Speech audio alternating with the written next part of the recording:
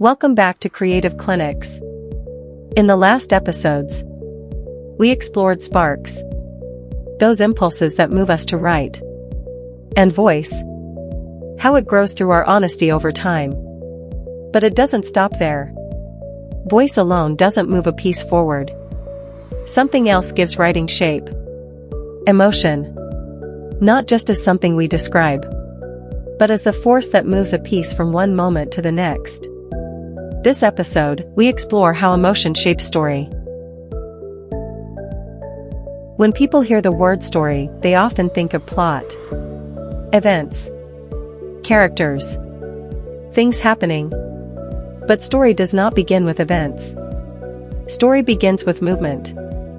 Something shifts inside the writing. A feeling deepens. A realization appears and breaks a moment. A something finally lands. Even the smallest poems contains this movement. And suddenly, the reader is somewhere new. That movement is story. Many writers are taught to begin with structure. Plan the beginning. Control the middle. Decide the ending. Structure is useful. But when it becomes the first thing you obey, something else gets buried. Emotion. Instead of following the movement of feeling, you begin forcing the writing to behave. And the reader can feel it.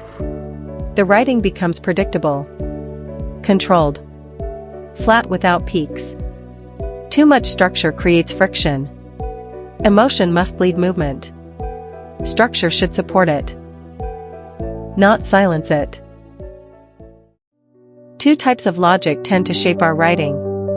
Technical logic focuses on what should happen next. What makes narrative sense? What follows the rules of structure? But emotional logic asks something different. It asks what the moment needs to feel like. Sometimes a piece needs to pause. Sometimes it needs to spiral. Sometimes it just needs to end quietly. Emotional logic allows writing to follow its own truth. Instead of forcing it into expectations, readers follow emotional truth. So they feel that difference immediately. When writers begin to trust emotion, something interesting happens. They realize emotion is already quietly shaping the work. It tells you which lines deserve to stay, which thoughts want to turn or shift, which moments need expansion and space, and where the piece wants to end. You may think you are controlling your writing, but often, emotion makes the decision. Writers who learn to notice this begin to trust the movement of their work. They accept emotion as the hidden first editor, and they give their writing space to breathe. Most stories follow a visible structure, but emotional movement follows a quieter arc. A piece begins somewhere steady, then something unsettles it. Something shifts. Something breaks open. Inside that break, a truth appears. And eventually, the emotion lands somewhere new. Fall. Break. Reveal. Resolve. Every poem moved this way. Not loudly, but deeply. This is how feeling becomes stories. A piece does not need dramatic events to feel alive. A single memory can carry a full journey. A hesitation. A moment of doubt. A quiet realization. A reluctant acceptance. When emotion moves, the reader moves with it.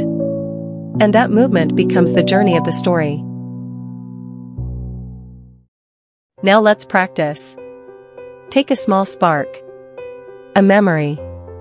A thought. A moment that stays with you. Before writing, notice the emotional movement inside it. Where does the feeling begin? Where does it shift? Where does something break open? And where does the emotion finally settle? You can think of it as fall, break, reveal, resolve. Now write the moment. Then read it again. Not for wording. Not for polish. only for movement. Where did the emotion turn? Where did it finally land? That movement is your story. Some common frictions with writers. Your writing feels flat? Nothing is shifting yet. Look for where the emotion turns. And start from there. You write beautiful lines with no movement? The lines are working. But the feeling isn't moving. Listen to what it needs emotionally. You're always overthinking form? You're trying to control the shape before the movement exists.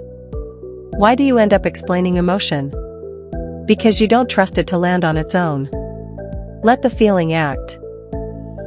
If your writing feels stuck, ask a simpler question. Where does the emotion shift? Because the moment emotion moves, the story begins. Story does not begin with plot. It begins with a spark. And inside every spark, there is already emotion. That emotion creates movement. And that movement carries the reader from one moment to the next. From what was felt to what is understood. From where the piece begins to where it finally lands. That is story. Not something you construct, but something you follow. And when you learn to follow that movement, your writing begins to find its shape.